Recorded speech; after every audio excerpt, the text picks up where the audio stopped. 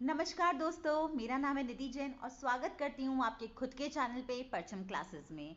सबसे पहले तो आप सब लोगों को नववर्ष की बहुत बहुत बहुत शुभकामनाएं। उम्मीद करती हूँ आपका नववर्ष बहुत अच्छा रहे। आप लोग जिस भी एग्ज़ाम की तैयारी कर रहे हैं वो आपको सफलतापूर्वक मिले, आपको वो रिजल्ट। दूसरी चीज़, हमने last time environmental studies start किया था। इफ़ यू रिमेंबर, हमने इकोसिस्टम कंप्लीट किया था, जिसमें मैंने आपसे एक क्वेश्चन भी पूछा था कि टर्म इकोसिस्टम किसने कॉइन की है। काफ़ी लोगों ने मुझे सही जवाब दिया है। वो हमने कॉइन करी है, वो किसने टर्म कॉइन करी है? A.G. टैंसले ने। बिल्कुल सही जवाब है इसका A.G. टैंसले। ओके, आज इन्वायरमेंटल सीरीज़ को ही हम आगे बढ़ाते हुए, क्योंकि सबसे पहले तो बहुत ज़्यादा डिले हो गया है, ब्रेक हो गया है इनफैक्ट मेरे सेकेंड इन्वायरमेंटल रिलेटेड वीडियो में। तो आज हम इन्वायरमेंट से रिलेटेड काफ़ी इंपॉर्टेंट टॉपिक कवर करेंगे, जो एग्ज़ाम में क्वेश्चंस, पिन पॉइंट क्वेश्चंस आते हैं उसमें से, और हम उसको नहीं मिस करना चाहेंगे। जैसे कि आप स्क्रीन पे देख रहे हैं, कुछ सवाल है। How many SDGs do we have? Sustainable development goals कितने हैं? अर्थ समिट क्या होती है? पेरिस अग्रीमेंट क्या है? क्योटो प्रोटोकॉल क्या है? इन्हीं सारे environmental related conferences, protocol, summit, इसके सारे जवाब हम इस वीडियो में पाएंगे। ओके, और वीडियो के एंड में आप लोगों के लिए कुछ प्रैक्टिस क्वेश्चंस भी हैं, so please do watch the full video. PDF इसकी अवेलेबल है हमारी वेबसाइट के ऊपर। चलिए तो शुरू करते हैं। सबसे पहले सबसे पहले मैं आपको बता दूं, 1992 में एक्चुअली क्या हुआ था।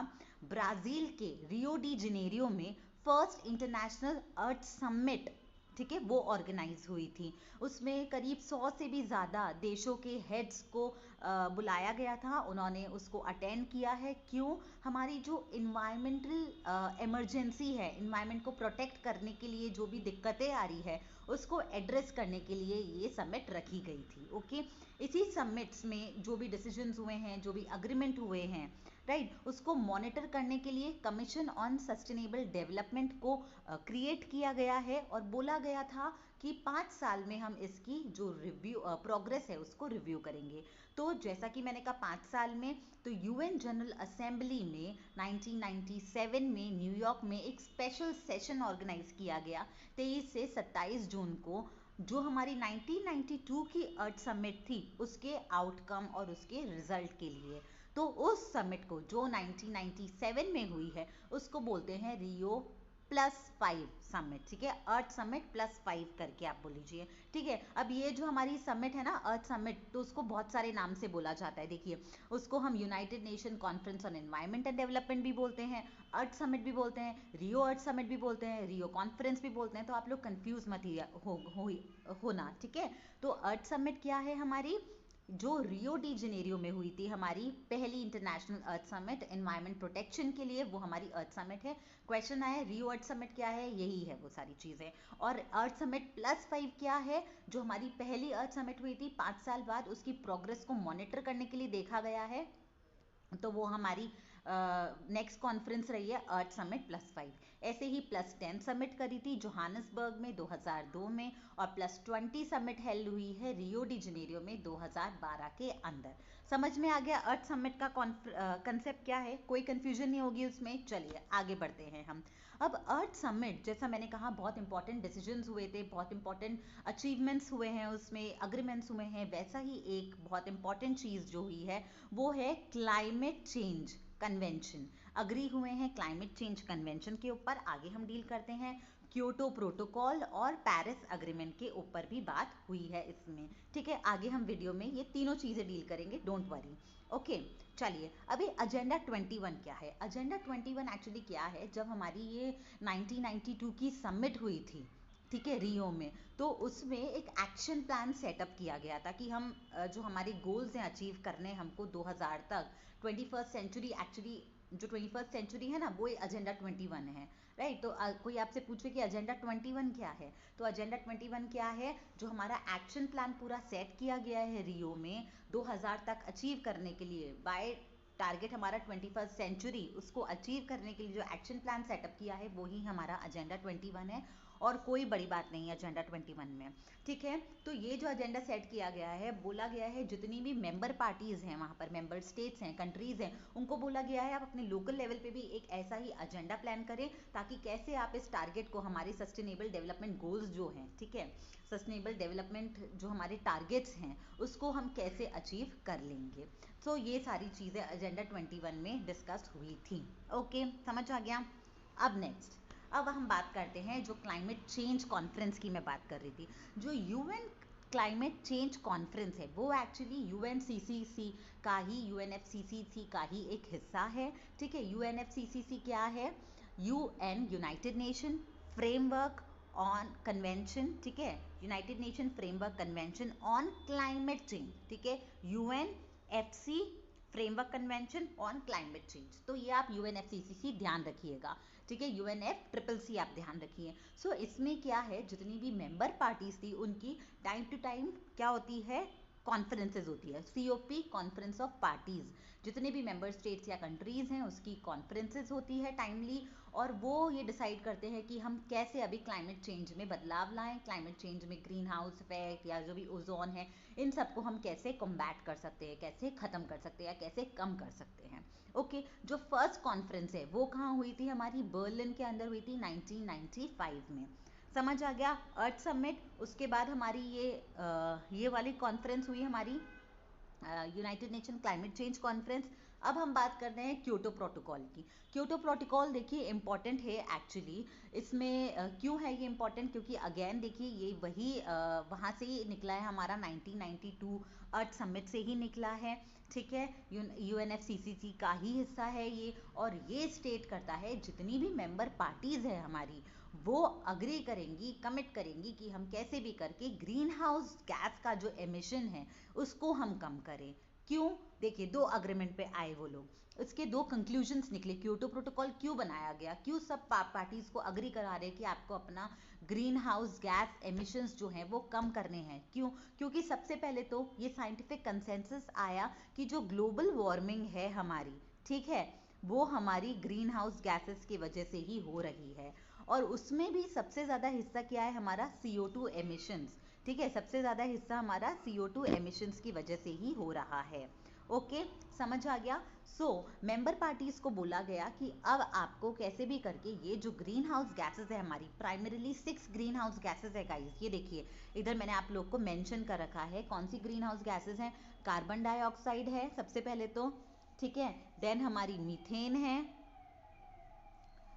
ओके, देन हमारी मीथेन है, देन हमारी नाइट्रस ऑक्साइड है, हाइड्रोफ्लोरोकार्बन्स है, HFCs, परफ्लोरोकार्बन्स हैं, PFCs, एंड सल्फर हेक्साफ्लोराइड है, SF6।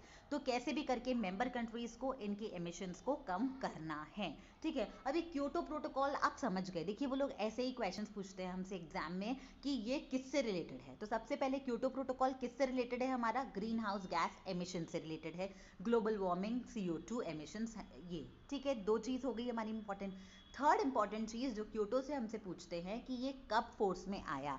एक्चुअली क्या हुआ, अडॉप्ट तो हुआ ये क्योटो जापान में, ठीक है, जब हमारी दिसंबर में हमारी हुई थी ये कॉन्फ्रेंस, हमारी जब हुई थी 1997 में, तो ये हमारा जापान में इसको अडॉप्ट किया गया क्योटो को, राइट, 11 दिसंबर 1997 में अडॉप्ट किया गया। लेकिन फोर्स में कब आया, ये 16 फरवरी 2005 के अंदर। ये एक बहुत इंपॉर्टेंट चीज़ है, ये हमसे एग्जाम में पूछी भी जाती है कि 16 फरवरी 2005 में इफेक्ट में आया है, फोर्स में आया है Kyoto protocol.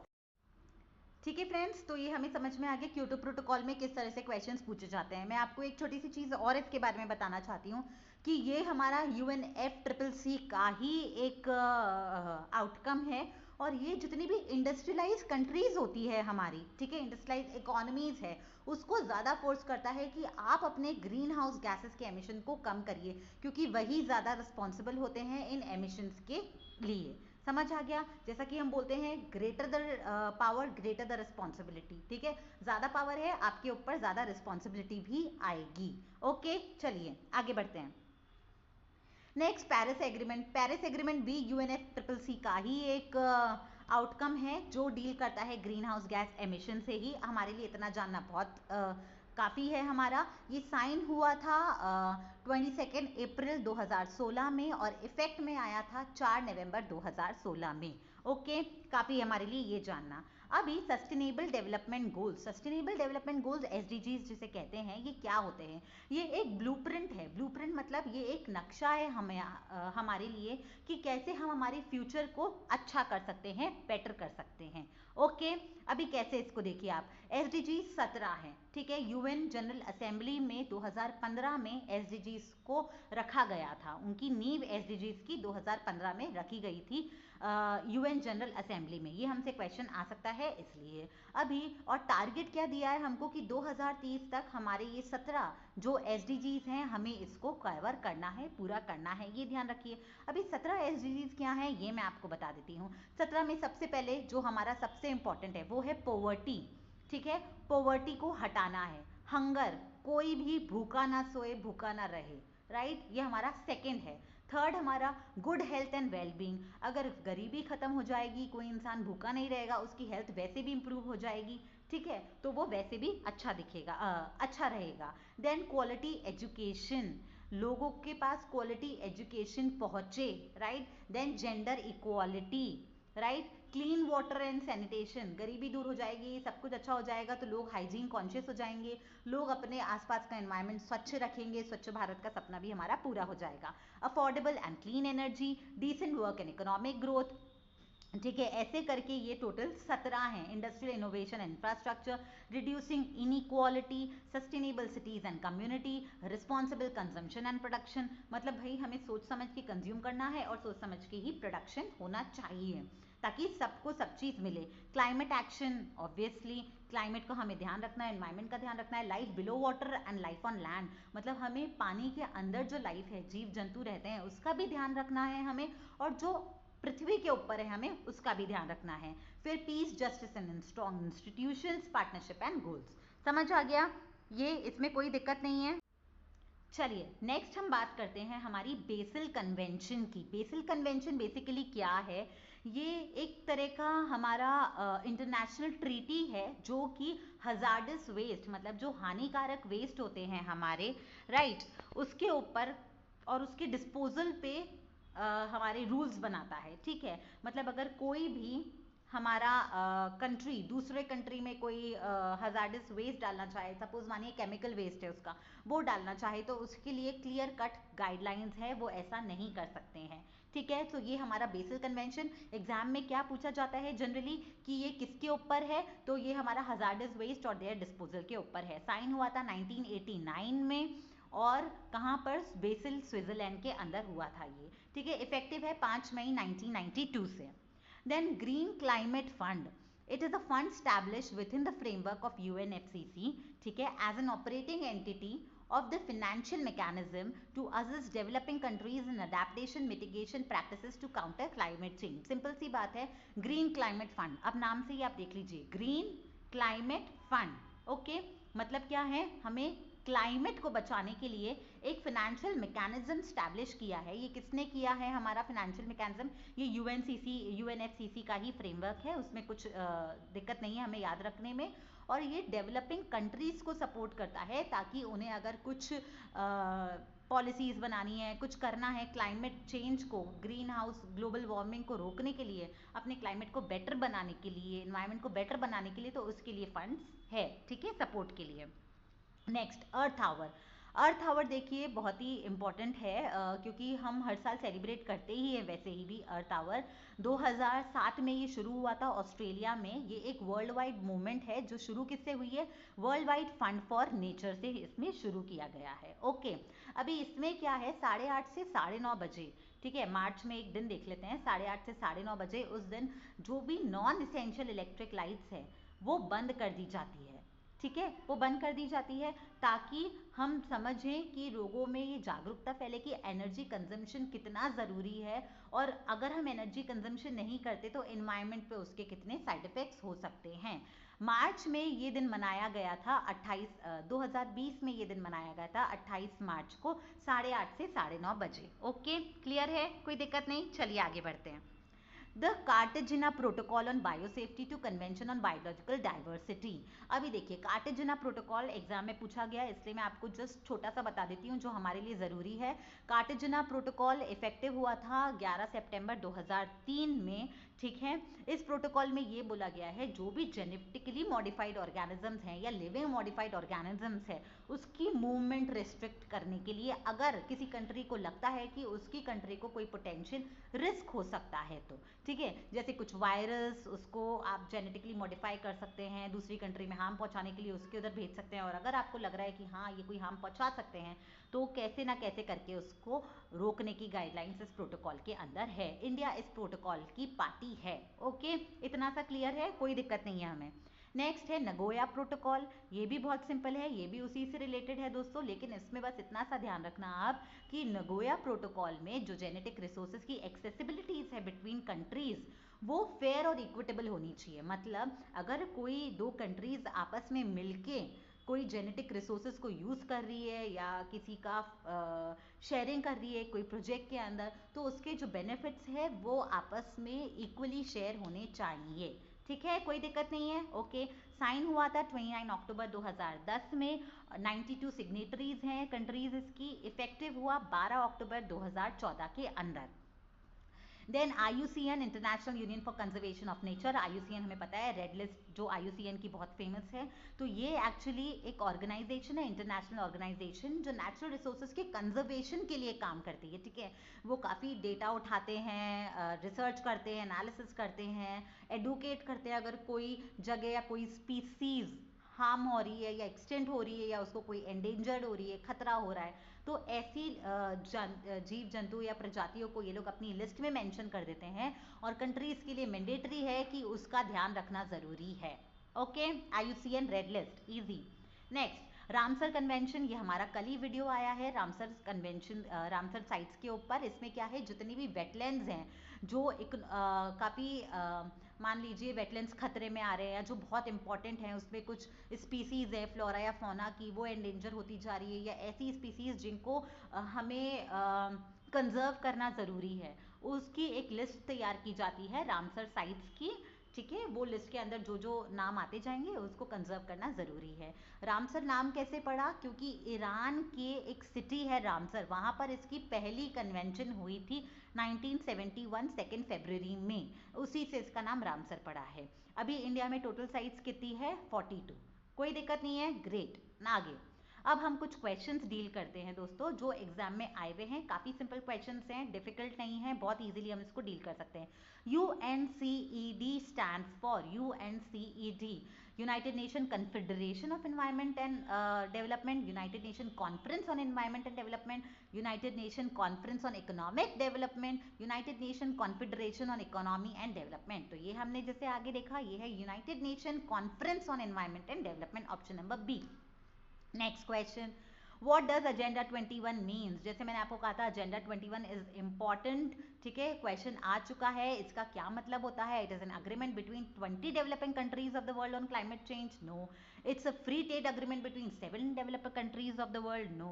Agenda 21 is a non-binding voluntary implemented action plan of the United Nations with regard to sustainable development, none of the above, so the correct answer is option number C is the correct option. Okay friends, कोई दिक्कत नहीं है इसमें, yes.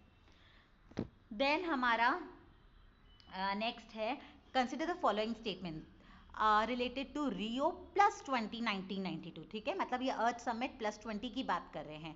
Securing renewed political commitment for inclusive development, assessing the progress and implementation gaps in meeting previous commitments, addressing new and emerging challenges. अच्छा, what is not objective, हमेशा क्या करा करिए ना, ये वाला ऊपर पढ़ने से पहले ये देख लिया करिए कि पूछ क्या रहे हैं। ये पूछ रहे हैं इनमें से कौन सा ऑब्जेक्टिव नहीं है रियो 2020 का। ओके, सो क्या ऑब्जेक्टिव नहीं है, फर्स्ट वाला securing renewed political commitment, political commitment की तो ऐसी कोई बात नहीं है। हमारे जो पहले अर्थ समिट हुई है उसकी प्रोग्रेस, उसके इम्प्लीमेंटेशन में क्या चैलेंजेस आ रहे हैं, गैप्स आ रहे हैं, इसको पूरा असेस हम करा है 20 में, ठीक है। So option A only 1 is the correct answer, क्योंकि ये ऑब्जेक्टिव नहीं है, दोनों तो फिर भी ऑब्जेक्टिव है।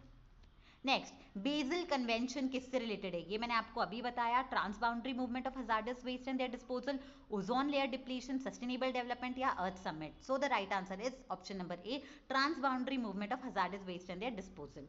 नेक्स्ट, लास्ट क्वेश्चन है, in the word COP, C stands for confederation, conference, community या climate. So COP, C stands for conference. Okay, C stands for conference. समझ आ गया? कोई दिक्कत नहीं है?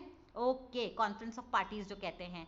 तो फ्रेंड्स, आज के लिए इतना ही, लेकिन आपके लिए एक सवाल छोड़ के जा रही हूँ जिसका आंसर कमेंट सेक्शन में मुझे वेट रहेगा, आपके आंसर्स का कमेंट सेक्शन में. वर्ल्ड एनवायरनमेंट डे हर साल कब मनाया जाता है? वर्ल्ड एनवायरनमेंट डे हर साल कब मनाया जाता है? ओके फ्रेंड्स, कोई दिक्कत नहीं है. चलिए, आपको ये वीडियो कैसा लगा वो भी मुझे कमेंट सेक्शन में ज़रूर बताइएगा.